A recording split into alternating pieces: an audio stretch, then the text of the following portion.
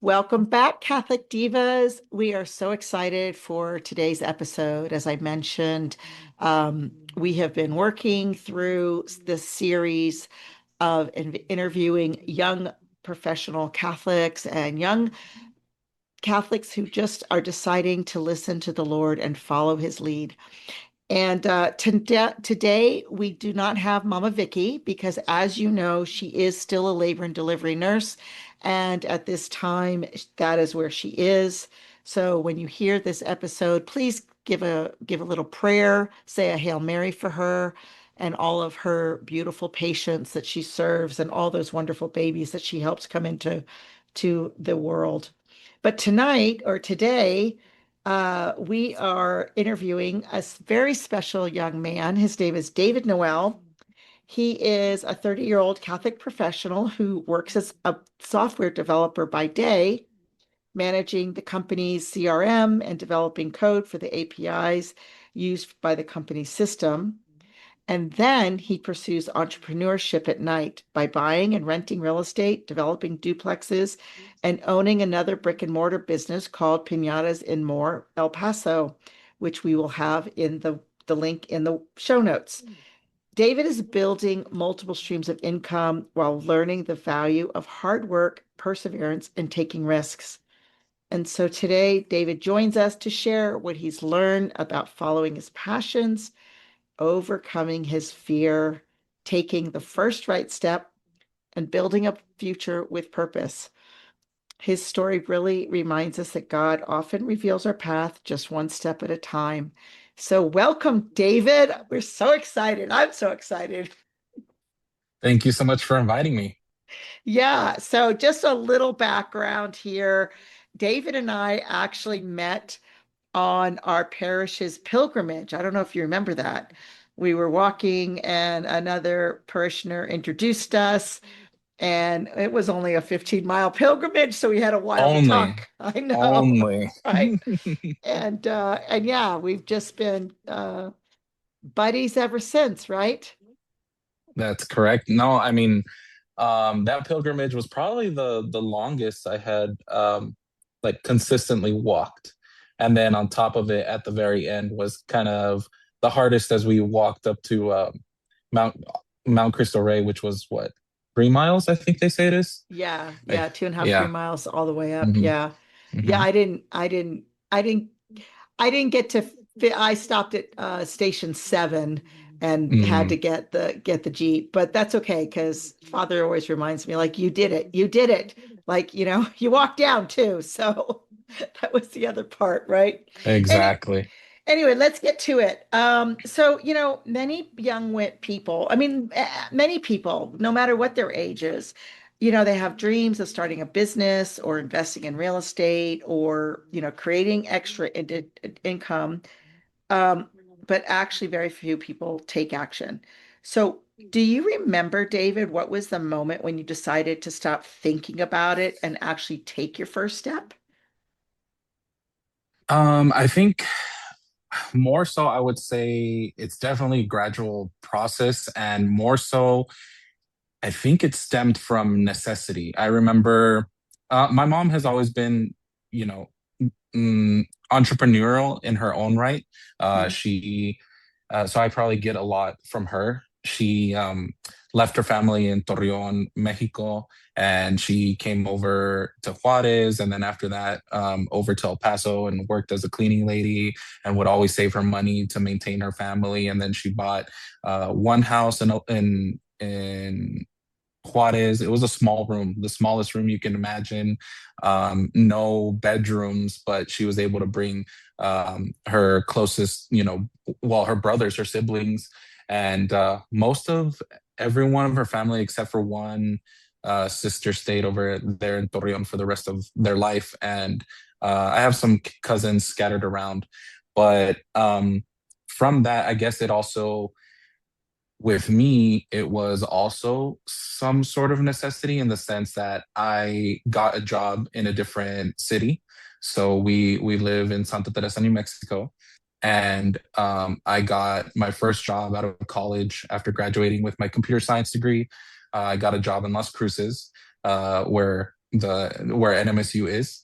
And so I literally graduated on a Saturday, and then I started work that Monday after. And yeah, it was about 4 or 5 months that I drove every single day from Santa Teresa to Las Cruces. And it's just prayer and yeah, and asking God for um, a house, but also knowing that you have to have some humility. Um, and it was again a gradual process, because the first property that I bought wasn't for me as like an investment so that I can rent it out. It was more so I didn't have to commute every single day for the foreseeable future, or a year or two.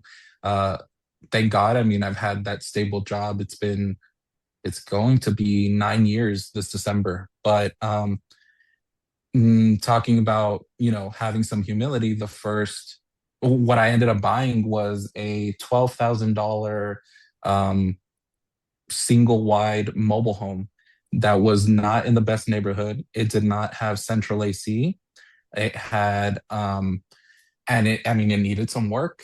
And I remember even one of the people that had an internship at the company that I work, she, mm, I guess the semester had ended, and then she was from El Paso, and she was like, well, I need a place to stay. I was like, well, I have an extra bedroom. But it was so funny because the house is so bad. The reason why I say that is the house was so not the prettiest, that one time I told her, if you want to invite your friends to like dinner, or, if you want to, um, just have some people to play cards or whatever, she, she told me, um, yeah, my friends wouldn't come to this neighborhood.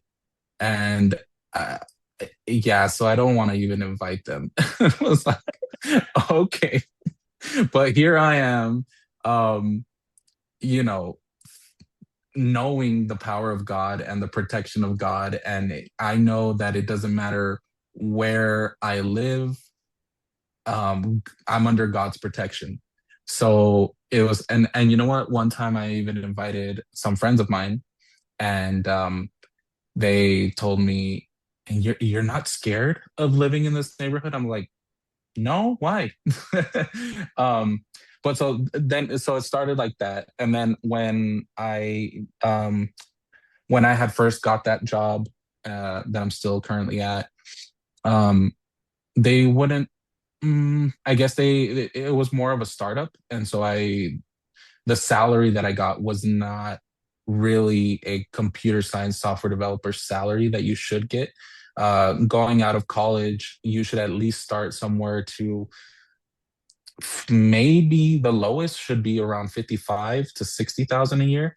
And I was getting paid like 35. So when I got that house, that mobile home, I was like, what can I supplement my income with? So again, back again to okay, if I already got the job and I need some experience, then what else can I do to figure it out? So then it started into me renting out the rooms. Mhm. And then slowly, gradually, that's where I learned, okay, from now on, now I need to do an application, make sure they make two-thirds the monthly rent, um, at least. And slowly, gradually, then I knew I didn't want to live in that mobile home for the rest of my life. So I was like, and I can't afford a house on this salary. And so then I was like, you know what? Maybe I can buy a piece of land and see how that goes. Well, luckily, thank God, in prayer and my mom also helping me look for a piece of land, we were able to buy a small piece. Well, you know what? I mean, I would say it's small. It was like 0.11 of an acre, 6,000 square feet. Mhm. And the idea was to build either a duplex or even a quadruplex so that I can live in one side and then rent out the other and still work at my job. Then COVID happened and all these other things, but slowly, just that mindset, right? That mindset of gradually uh, finding little increments in life to and always in prayer to see where the Lord opens up a door for you, a window for you. And those doors ended up being when I was renting out the rooms in my mobile home, that allowed me to not um I didn't have the expense of rent because it was a land rent. And I ended up paying off that house within the same year. I gave a $6,000 deposit, and then $1,000 a month. And this is me making $2,000 a month. So I was giving half my monthly salary to make sure I paid that off. Wow. Um, and so also the importance of saving, not being, because a lot of people, they graduate college, maybe they get the job, the one that pays them a lot, and they start spending frivolously Mhm. and not thinking, okay, I need stability. I need, um, to be Foundation. frugal, just Yeah. foundation to be frugal. Yeah. The And so that, foundation. yeah, and I would think that's what kind of allowed me to be like, you know what, I can't really think about my fears. These are my necessities and God is providing. But not only that, not mm, biting more than you can chew, basically. Mhm. Like uh I wasn't gonna I knew with my salary, with my income, my expenses, I wasn't I probably could have with my credit score. I probably could have bought a house, but then it wouldn't be frugal of me, and I didn't need a new house at the Mhm. time. It wasn't a necessity. It wasn't um it'd be a luxury. And then it could be to where you could foreclose. So gradual Yeah. steps. That's what Yes. kind of allowed me to not have that much fear, because you're gradually increasing your life. Yeah, so what were there any fears you said something earlier like I just didn't even look at the fear. I just kept going. Is that what you like that's kind you just Yes. kind of like put it in the back seat. It's one of those things that we coaches talk about. It's like, sometimes fear is going to be there, but we have a choice, right? We have a choice Hmm. to either let it control us, or we can say, thank you, fear. You're going to be here because it's something new. Hmm. And we can put it in the back seat. Like you're going to sit in the back seat and we're going to keep driving. And yeah, it's going to be scary because it's something new. That's where fear comes from, right? Something new, something our brain thinks anything new is dangerous, right? A bear's coming. Oh my gosh, we're going to get eaten up. It's just the fact that this is something new.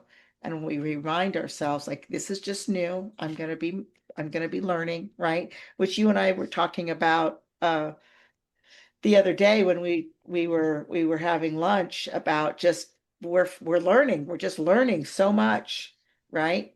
But what motivates you to keep building when most people would be satisfied with just one career? I think most of it, I think, is like the desire of my family and the future of my family and the stability that I want to create for them. Mm-hmm. I know in that God sustains us regardless, and I know there's going to be struggle. But if with the time that God gives me here uh, during my youth, I can try and build something stable, whether it be mostly finances, and then a home, then why not do it instead of wasting my time frivolously? And don't get me wrong, like vacations and going traveling with friends and traveling different countries. Thank God he's allowed me to do so. Um, but I could have been like a lot of people that I know that went to college and then, well, not for me, leave, um, or just not give the full effort to trying out just new things. Or um you know what, I even did an Airbnb once. I even tried doing Airbnb just to try it, and see if it could lead to more income. And it was more work. It was more work. And I think in El Paso, there are people that come, mostly for the holidays over the summer to visit family and such. But it's not touristy enough, and it's not, mm, I guess, profitable enough to, and more so, it's more work than to do just what is it, long-term rental. Yeah. Um, But it's not a great experience. You just basically yes. were willing to collect data. A lot of times that's really what, at the beginning, when you've never done anything, you're simply collecting like market research, right? Like Hmm. just data. Like you said something very clear. Like now I know that El Paso isn't the city that people would come. Yeah, they come for their summer, but it's not as touristy as opposed to maybe Phoenix, Hmm. or Scottsdale or some other place, right? Or even Mexico, right? But then that's a whole nother thing, Yeah. international renting, and those are things that you're already thinking about, but Hmm. because of the experience that you've had, starting with that little mobile home, which is Hmm. amazing, because what I find is there's this concept that this is just my own observation, and I don't know whether it's true. I mean, of course, generalizations are always just generalizations, but because the boomers and the Gen Xers did so well, the millennials and the, I don't know, you got, what are you, a Gen I think Z? they're Gen Z. Yeah, well, no, I'm technically a millennial, I think. Yeah, yeah, I just met the cutoff. yeah, Yeah. yeah. So, but because they were so affluent Hmm. in their upbringing, Hmm. many of the kids just automatically expect to have that standard of living, and they don't Hmm. realize, like, when you get on your own, you kind of like have to go down at the beginning. And I just find it really interesting in I hear this a lot of times with young people of like, oh, I've got to, before I get married, I've got to do this, this, and this, right? Hmm. But what you're doing is, okay, I haven't found the woman that I want to marry, but I'm going to prepare. Hmm. It kind of reminds me of, this just is a thought that I just had, but it just reminds me of the betrothal season of the Jewish tradition, right? Like with Joseph and Mary, right? Like the tradition is they would they would get married, but then it would be like this betrothal until he built the house, and Hmm. then the bridegroom would go and get the bride, which, there's all kinds of parables and things about, that, the 10 virgins waiting for the bridegroom to come, and Hmm. all that stuff. But that's really kind of what you're doing. You're Right. And that, building this. and now that I think of it, that even that little experience, it was like a 6 month experience of the running that Airbnb. And don't get me wrong, I did well in the sense of everything that I do, I give my 110%. So by month 5 or 6, I was a super host. Okay. Wow. Wow. So I learned online that you have to have recommendations of where to go to eat for, you have to have instructions for all of your devices, the TV, the remote, the Wi-Fi password, all of these things. You prepare, and you don't do things willy-nilly. But going back, I think, that was also um out of necessity, because actually I had that house rented out. Um, and the tenant, he made some life choices, and he ended up breaking the lease, and he left about eight, no, like almost a year, or at least 8 months to a year before the lease was up, because we had done a 2 year lease, because I had just upgraded um to refrigerated air, because that was a swamp cooler. And so he ended up leaving, and again, that's a fear because this is the first time that I had a mortgage that was not covered by the rent. Mm-hmm. And I was like, I don't have time to think about the fear. Either I need to find a tenant quick, which it takes time if you want to find a good tenant.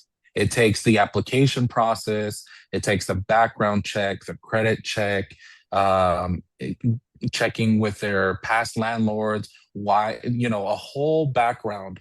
Um, and then on top of that, they actually have to commit to give you the security deposit and then sign the contract so then they get into the house. So I was like, okay, well, my next month's mortgage is not covered. So out of necessity, and I was like, well, I can't give in to fear. And I asked my parents, you know what? Do you have some extra furniture that I can um, borrow for, I don't know, the foreseeable future. And they were like, yep. And, they helped me move. And you know what? My friend Carlos, he also helped me. We had just met, actually. I think I had known him for a couple months. And I was like, hey, you have a truck. Do you mind? Can I borrow it or can you help me move some furniture? And then I just started buying little things off of Facebook Marketplace too. So like some side tables and my brothers no longer live at my parents' house. So I asked them, "Hey, can I borrow your beds for the foreseeable future?" And they're like, "I mean, I guess. I mean, you need to keep up this this house. Like, you're not gonna lose the house." Um, and I think looking back, I definitely. Mm, if need be, I probably could have used some of my salary because my salary did go up at the time by the time I had that Airbnb. But thankfully, I was like, you know what? Let's try it. I need money quick. I need some cash flow. I've been wanting to try it because you see all these gurus online. And now I can truly say that I've tried it and I have some experience in it, and it's not for me. But again, out of necessity and with the Lord's blessings. Yeah, that's awesome. So tell me, David, what do you love about this, about entrepreneurship, real estate investing, creating something on your own? Like, what is it that motivates you to keep going? I think it's the fact that you can see the effort that you put in. Mm, Um, you know, there was a while, at your day job and in the corporate world where you're very gung ho, you put in all this effort, but sometimes you can't really see the effects of your effort. But with real estate, with running your own business, the more effort you put into it, the more um time and then just focus you can see right, maybe not instantly, but it is quicker, it's more tangible. For example, um the real estate, right? So you buy a property and then you're able to find a tenant, and then this tenant enjoys the house that you have purchased hmm or that you just remodeled. And you're like, hmm oh, okay, to me, it brings me joy to find people that need a house, that it's in the right location, that they have children, that they go to school there, and they've been living in an apartment for a while. And the worst, or I mean, the best thing is that you know apartments, it's the same amount of rent as a house right now. And hmm it's like maybe a three-bedroom, but some I've seen that are a two-bedroom. And now that they get to live in a house, they're like, oh, we have a backyard, we have a garage, and it's pretty much comparable to the same price as apartments. Yeah. Yeah, you said something really important, and that's what I actually was going to ask next, and I'm going to is you said it gives you great joy. It gives you great joy to help another family and to Hmm. see them coming into the home that you've purchased that they might not have been able to purchase, but now that they could at least rent it, right? Hmm. What else gives you fulfillment in this whole journey of entrepreneurship? I mean, because it's very easy that you could say, you know what? Forget it. I've got my day job. I've got a guaranteed paycheck. But you're choosing to do both. And what makes you like, because now you're working nights, you're working Saturdays, you've got to schedule everything else. Like you said, when we met, you're like, this is 2 hours that I would normally be doing other things. And Yeah, this is so, true. what makes you like get up and do this? Like what gives you that fulfillment? Um, I think you know what. Also, I think it is my desire. So I desire personally to have a family with as many children as God gives me. I don't Mm, know when that will happen. I'm trusting in God's timing. And I personally, if I can do something about it right now, I would. I just don't want to be in that position where, let's say, I have a family, and then I know a bunch of families that they have to give some of their paycheck to their parents, or they're going into their aging, and then now they're tight on money or something to that effect. I want to be able to separate the and any expense that would come from taking care of my parents because of assets, and maybe my salary just be for my family.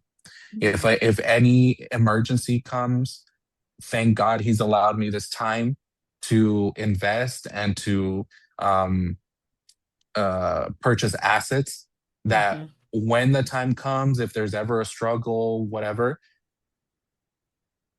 God has already provided that, that help.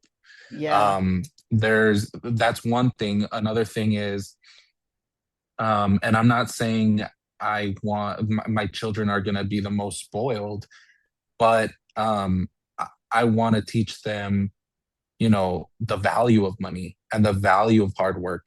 And I feel um, as they see me work and as they see me um, not only work for myself, but for others too.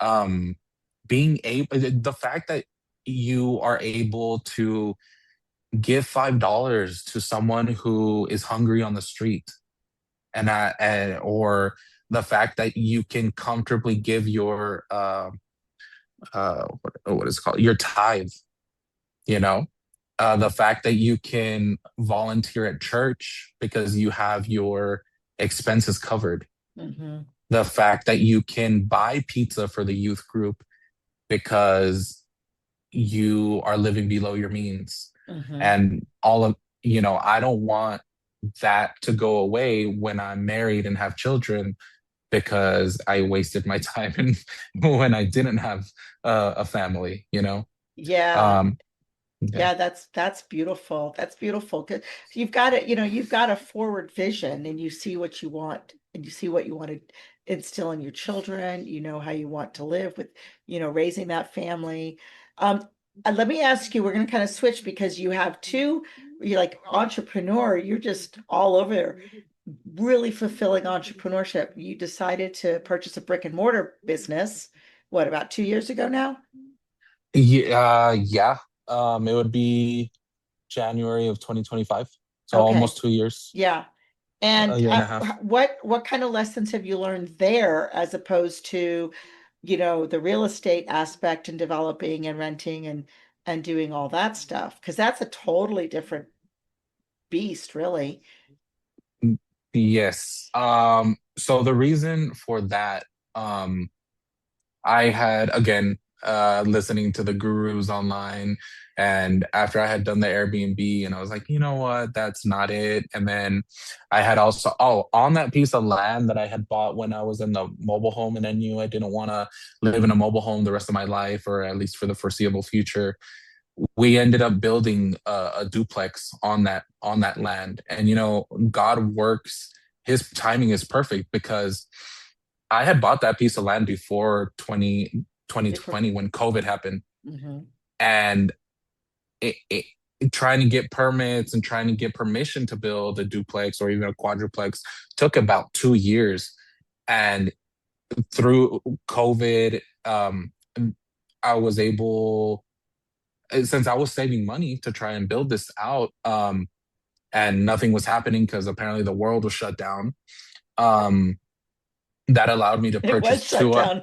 Right, yeah, yeah. So it allowed me to purchase two other houses that ended up helping me get a loan for the duplex because now I have assets to where it's okay that they can lend me $250,000 because if whatever happens, they just sell my stuff and then they recoup their money.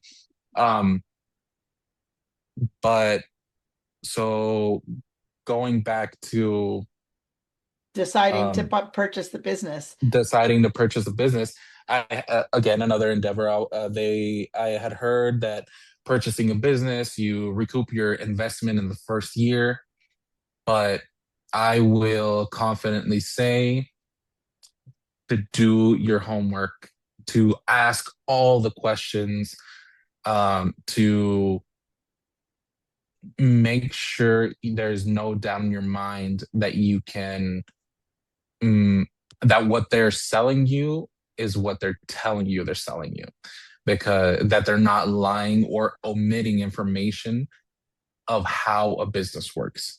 And some people go to college and they spend their 40, $50,000, or I don't even know how much over the time of their their Education. education.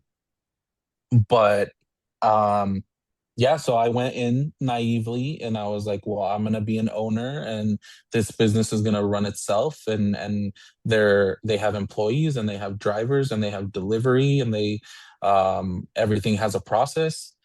And no, I went in and naively thinking everything was working as a good wheel, a very well lubricated wheel machine, and it wasn't. So now I've definitely learned uh, to not do anything with doubt, to definitely ask all the questions, to um, yeah, thoroughly investigate, and but again, n- once I signed, now I was Committed. in desperate committed and in desperate need to figure it out.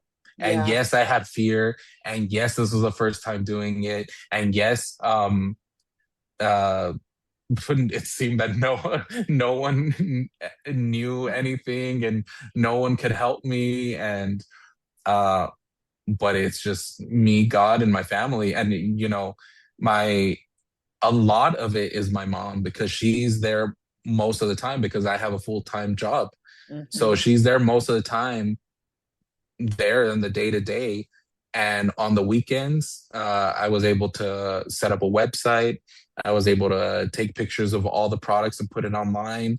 I was able to um, do all the social media on the weekends or after work, during the weekday, post consistently online, schedule posts. Um, uh, what else did I do? Oh, the logo, the branding, um, the email, setting up the domain name, the Facebook page, all the Facebook, TikTok, Instagram, um, the name, rebranding, because it had setting up the LLC, the EIN, um, all of these things.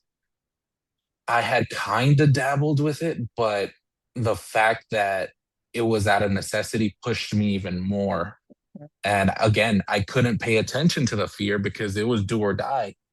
And even Yeah. now, I would say it's definitely, I would say, an almost a 180 turnaround, to how things were running in the past to how they are now. Now it's more streamlined.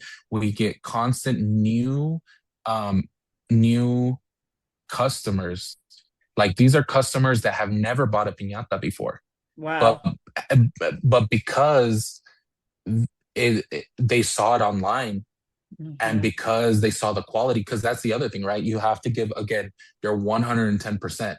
Hmm. And I can confidently say we have the best quality piñata in El Paso that Hmm.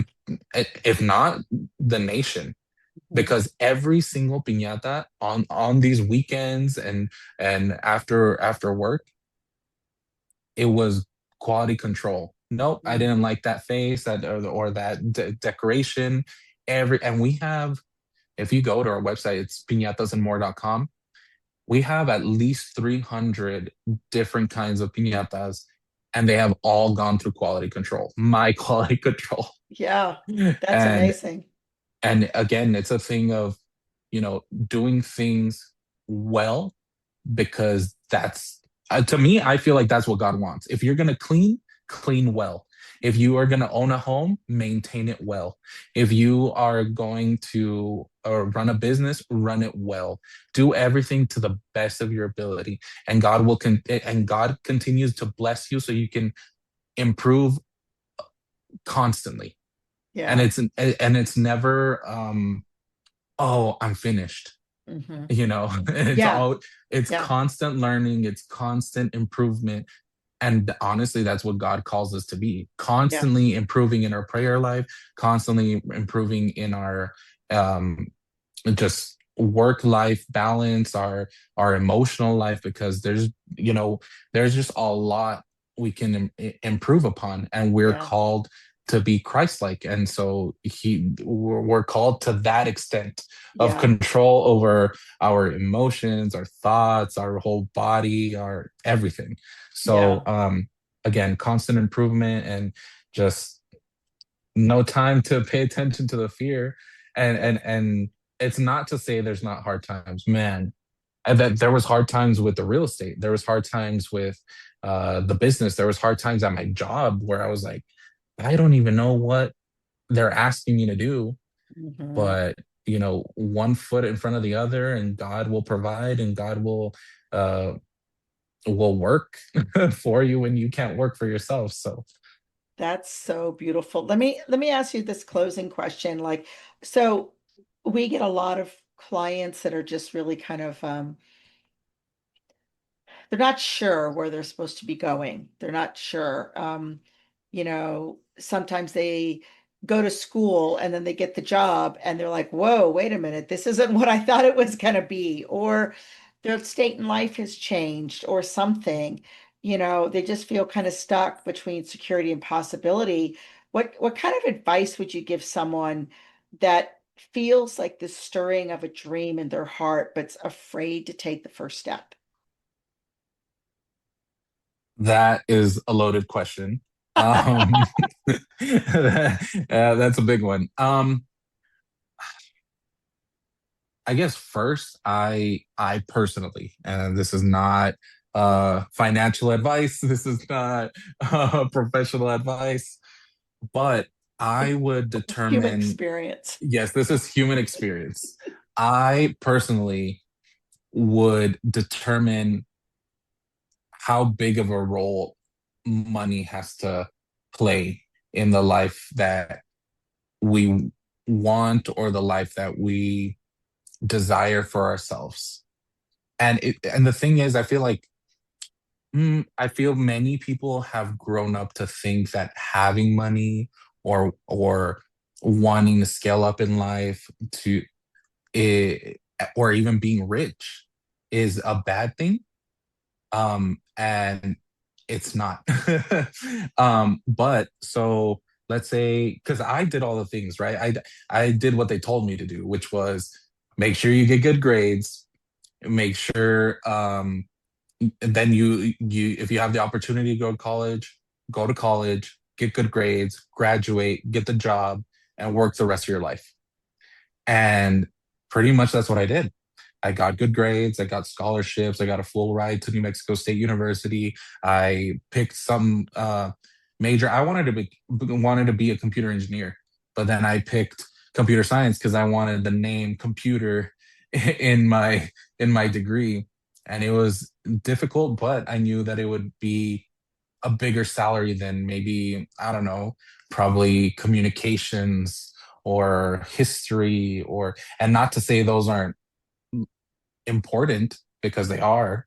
Um, but I know I needed money in order to invest and in order to uh, build something, I guess, that my parents didn't have. So first off, if, if you graduated, you have your job, uh, just maybe wait it out, have taken the experience, and then figure out, okay, financially, what can I do? If you don't want another job, maybe save up some money, try to start out slow, and um, maybe buy some stuff and resell it online. It doesn't have to be the next job, but you do have to be frugal and be like, okay, these are my expenses. This is what I need to um, have baseline so that I can spend on necessities. And then, maybe I can either start my business, or get another paying job, or save money and then go back to school for something that you're interested in. But all of that through prayer also, or mainly, because it's like, okay, you have to have this conversation with God. Oh, you know what? I'm not happy at my job. I know I need money. I know these are my expenses. And also, do you have a responsibility? Let's say you have either a sibling, or you have a daughter, or you have a son, or maybe you're even married. So all of that comes into play before you can make irrational decisions on emotions, you know? Yeah, yeah, but the most, I mean, I would say, yeah, absolutely. And listening, like you said, prayer is the first part, right? Because God puts these desires in our hearts because He has a mission for us.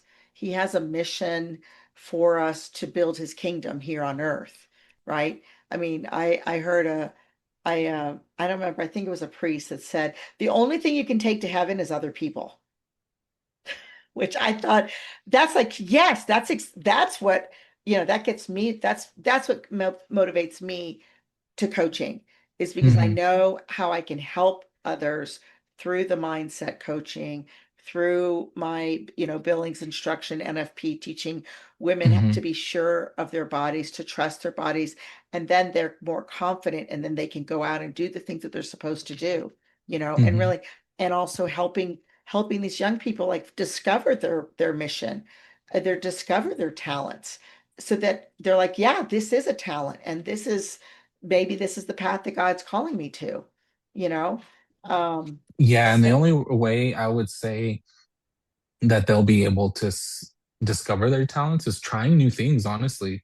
right. I um you know when I started investing in the real estate, I didn't know I had a knack for management.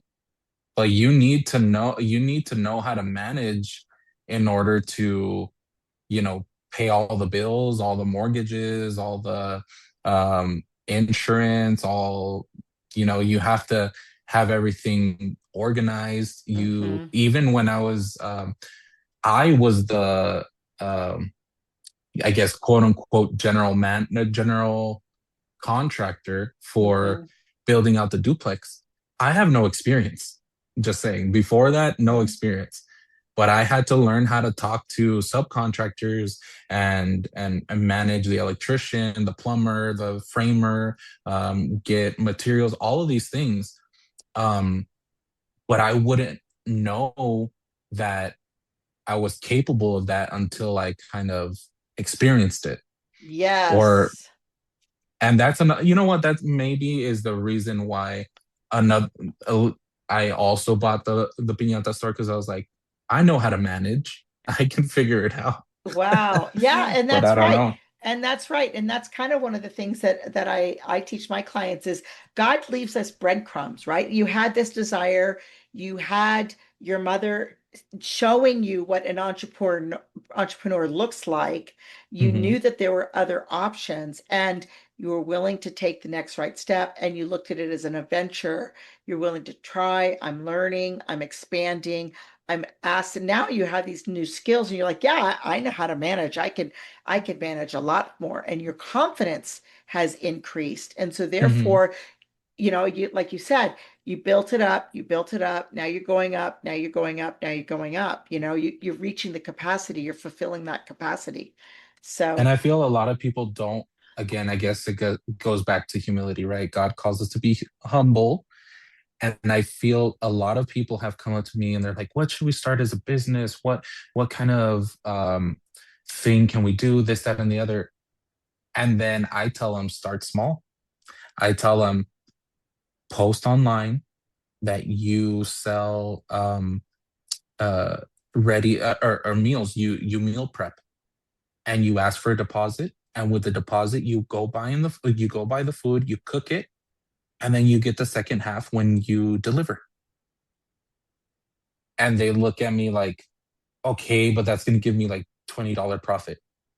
And they want hundreds and yeah, thousands. that's And I'm right. like, but you can build upon that. Yeah, It's that's right. not, Yeah. and I think when I started, I guess it would almost, yeah, it's almost going to be a decade. Because I Wow. even remember the reason why I had those $6,000 to begin with when I bought the mobile home was because I saved all of my FAFSA. I Mm-hmm, saved all of my FAFSA throughout college, and the only mm-hmm, money that I would spend was the money that I got from my day job. And I mm, remember part time in college, I think if anything, I made like $1,000 a month to mm-hmm, spend, mm-hmm, but I saved all of that FAFSA. And I even mm-hmm, did internships during the summer, and I mm-hmm, saved that money too because I knew I was like, okay, mm-hmm, something happens, I need to invest somewhere, whatever. And mm-hmm, thank God it led me to the mobile home, and that was the mm-hmm. first thing. But Yeah, I feel like people don't want to start small. They don't have the humility, the capacity to be. Um, yeah, it, Maybe they think they're going to get made fun of, but just keep quiet, stay low, and yeah. start small. Yeah, that is beautiful. And you're right, and humility doesn't mean just, that we're doormats. True humility is acknowledging who we are and who we're not. And Hmm. starting small really means like, I really don't know what I'm doing, but I'm going to do this thing first. We did a interview a couple of weeks ago with Nancy Rhodes, who just wanted to start learning how to fly. And, she's like, I haven't got my license yet, but, every time I get up there, I'm learning, I'm making more mistakes, but I'm learning more and I'm doing more and I'm doing more. She's, I don't really know where this is going to go. I don't know if it's going to go into a profession. I don't really know. I'm just taking the next right step. But that's part of it, right? Is like listening to God, hearing his desires, bringing your desires to him. One of the things that I teach with my clients is when you have a goal, visualize bringing that goal and placing it on the altar at Mass and saying, Lord, Hmm. this is the goal I have, but I want you to bless it. And either he's going to do two things: either he's going to burn it up or he's going to multiply it. And that's just a beautiful way of like co-authoring, right? That's what he wants, co-creation. He wants us to be partners. And of course, so the more you pray, the more you've got insight. And he's like, wait a minute, stop, go left, go right, go forward, Right. try this Yeah. thing. And honestly, I think that's the most important thing, because the if God is not the constant, the one that you go to for your struggles, for your joys, um, for wisdom, then if there's nothing that can sustain you, basically. Yeah, Because because again, that, mass has never been an option to skip for me.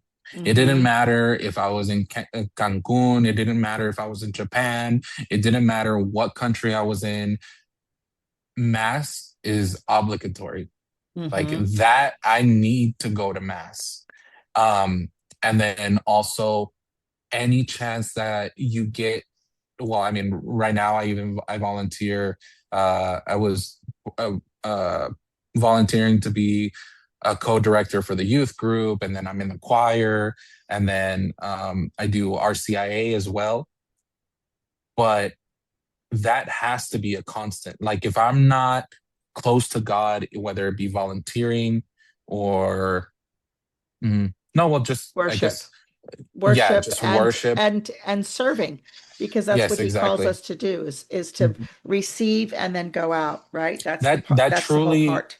that truly renews you. It Hmm. really it renews you, and it gives you it elevates your spirit to keep on going and know that you're not alone through any of the struggles. Maybe you decided to go into one endeavor and it's not going the way you planned, and but you know that God will sustain you as long as you allow him to, Yeah, and maybe that means closing your business, but at least that was a lesson that God had planned for you, yeah. or at least help you through. Hmm. And definitely, especially, I mean, as I grow, the importance of going to the Blessed Sacrament, Hmm. even 15 minutes, Yeah. even um, I think I heard from a priest or someone that he had a friend, and he was saying how this friend, she was either a lawyer or something, but she knew every single church in her vicinity that had perpetual adoration, and she scheduled her day. And if it was whether on the way home or in the morning or during lunch, she always visited the Blessed Sacrament. Hmm. And, I mean, you can't get, aside from receiving communion and God being truly present in you, in what's it called? Bloody soul, blood, soul, and divinity. Um, the Blessed Sacrament, he's there. Yeah. Yeah. He's truly, truly present. So, Yeah. um, yeah, that's Well, definitely important. that's beautiful. Thank you so much for spending time with us. We really, really appreciate it. And we really want the Lord to bless all of your endeavors. And guys, I'm just going to say it, Catholic Divas, this is a young man who is still single. So reach out to David Noel, because I want to be witnessing his beloved and helping him have all those babies. But we're going to close out with our scripture verse, where our blessing from St. Paul from First Thessalonians. So let us pray. In the name of the Father, and of the Son, and the Holy Spirit. May the God of peace himself make you perfectly holy, and may you entirely, spirit, soul, and body, be preserved blameless for the coming of our Lord Jesus Christ. The one who calls you is faithful, and he will also accomplish it. All right. Amen. In the name of the Father, and of the Son, and the Holy Spirit. Till next week, Diva, we will be going into July, which of course is my favorite month, National NFP. And we're going to be talking all things natural family planning, contraception, and all the things. So stay tuned, and we will see you then. God bless you. Thank you so much.